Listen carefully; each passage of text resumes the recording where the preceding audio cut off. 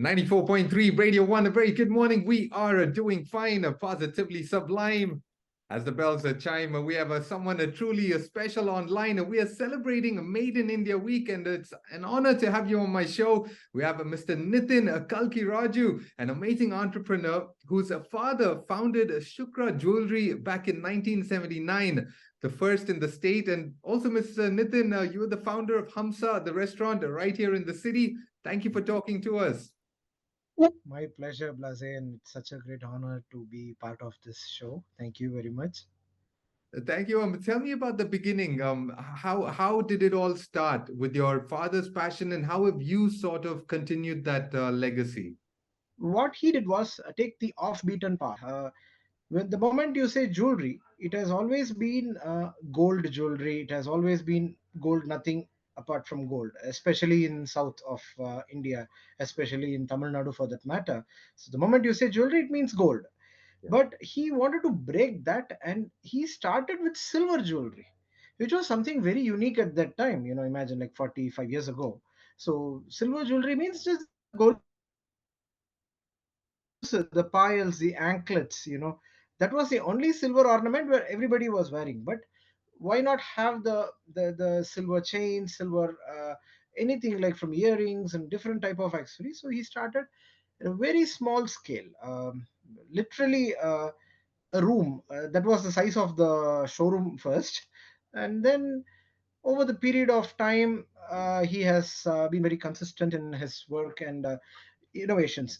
Every time we try to reinvent ourselves to the times change and to the requirements of the market, understanding everything. He has been taking it one step at a time, and today we are one of the largest silver showrooms in the whole world. The stock we have, the size of the establishment, as such, we have grown from uh, 4 feet by 4 feet outlet to a showroom of its own kind.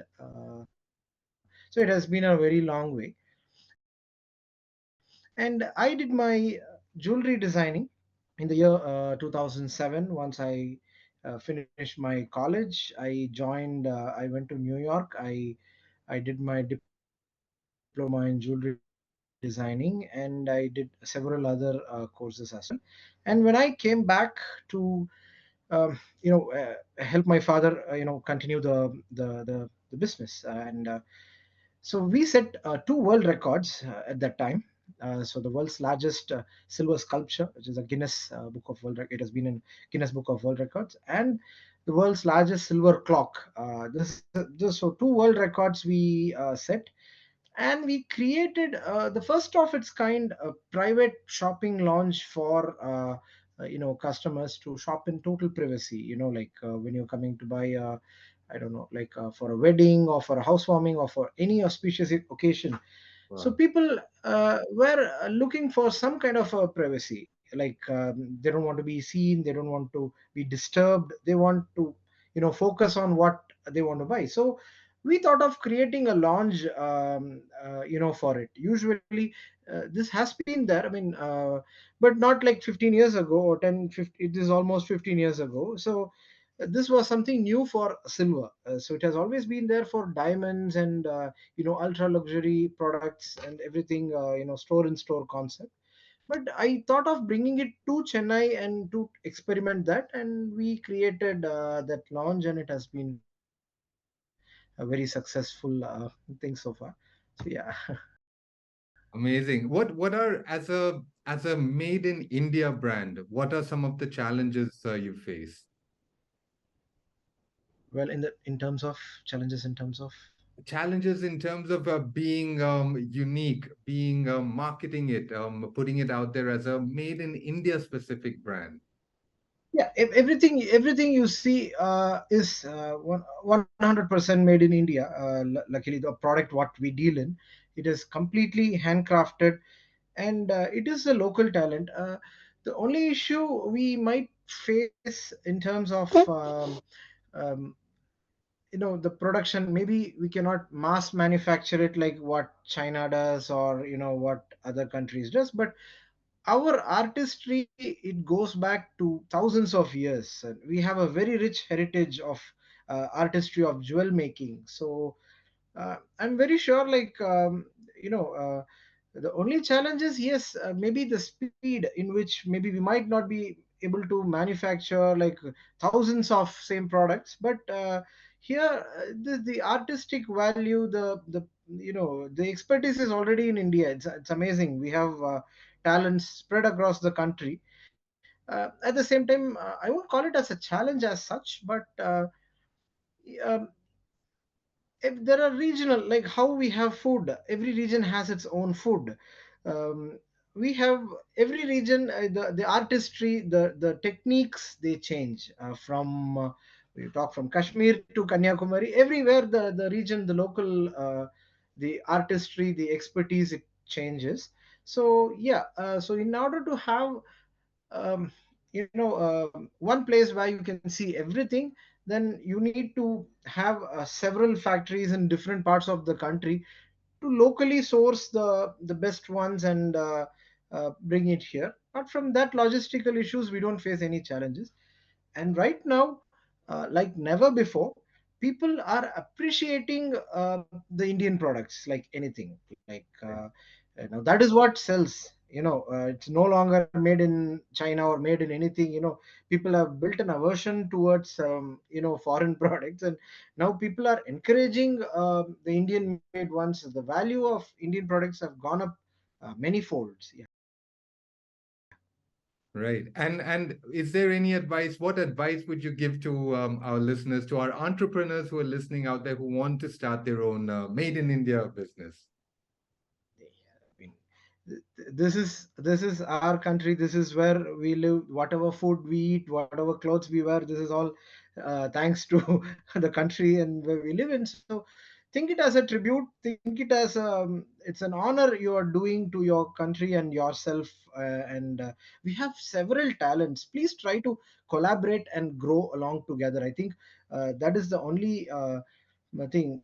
I recently saw, I don't know, it's a meme or something on Instagram which says, kids compete, adults collaborate. So it's like, Uh, we have to try to grow, help each other grow, find the talents, try to pool in your talents, your reserves, not just the money as such, but try to, when you're growing, try to grow together.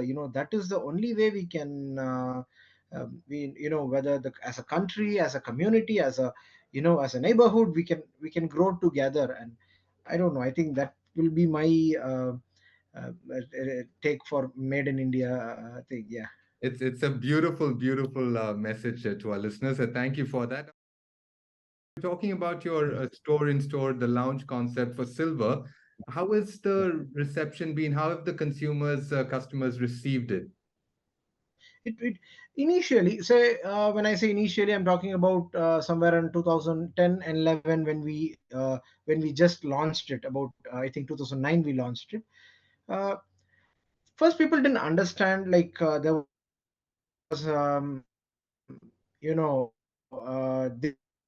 they thought maybe the prices are high there, or they had their own goes through first phase of resistance. And to get to that acceptance phase, it takes some time. So it was maybe in 1 year's time, we started getting very good responses, and where people called and asked, because it is like by appointment only. So in the year 2008 9, something like by appointment only in Chennai is not something very common. You see, you don't, it's not very common sight.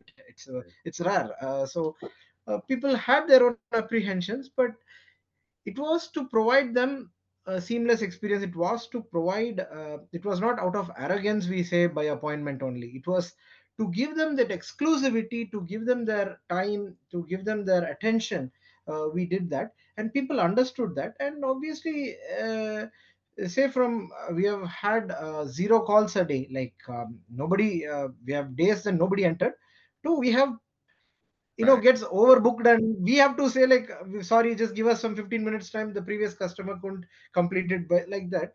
So things have definitely changed. And Chennai is like rapid. It's like every day we are evolving. And yeah, the response is very good right now. Yes. Amazing. And what is next for you? What can we expect? Maybe next is going to be something tasty, maybe not with terms of in so yeah, so we are trying to come up with a nice local cuisine, Tell tell tell restaurant. tell us quickly about Hamsa. Hamza is my brainchild. Again, with the same concept of having a fine dining standalone in Chennai was something new. So we picked up a right spot in a very quiet locality off the grid. No madness, no busyness. So we wanted to create an experience. We want to curate the best of vegetarian food from various parts of the country. In one place where you can savor at least 10 to 12 states unique dishes. And again, we reinvent ourselves every season, depending on the menu, depending on the season. We create our menu, and we have been very, very successful so far. People have been welcoming us with very positive feedbacks and response. No, I Yeah. have to say everything about. I'm a regular, frequent visitor there at Hamsa.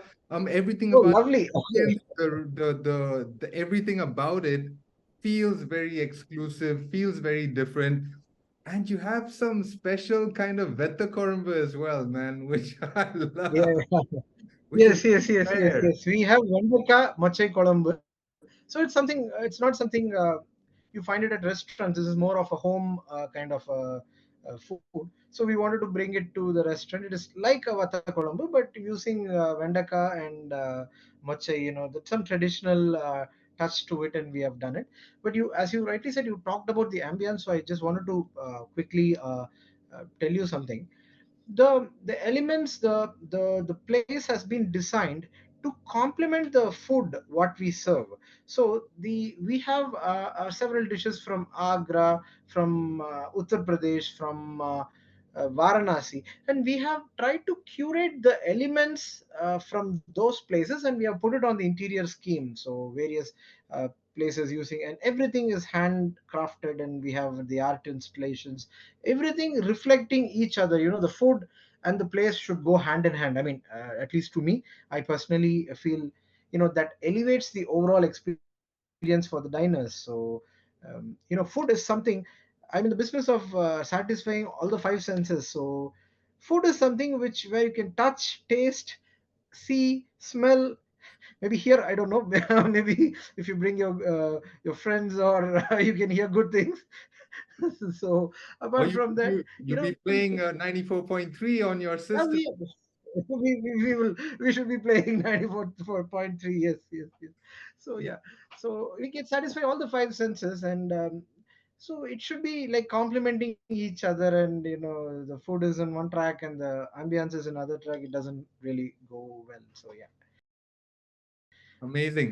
Tell us about your social handles, Instagram, websites. Where can people come and find more Yes, information yes. about you? We are very active on Instagram, and both Sukra and Sukra can be found out at Sukra underscore jewelry, and Hamsa is Hamsa underscore Chennai.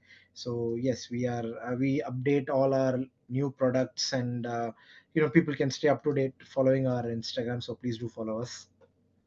Well, from all of us at Radio One, we'll see more of you and we'll catch you there as well. Thank you so much for taking the time to talk to us, and I'm wishing you all the best. My pleasure, Blase. Thank you. My pleasure, Blase. My pleasure. Thank you Thank so you. much. Can I take just a pic just for my Yes, personal social yes, media? yes. Let's go. Yo, you gotta also do something. Yeah. Yeah. Okay, 1 second. Sorry.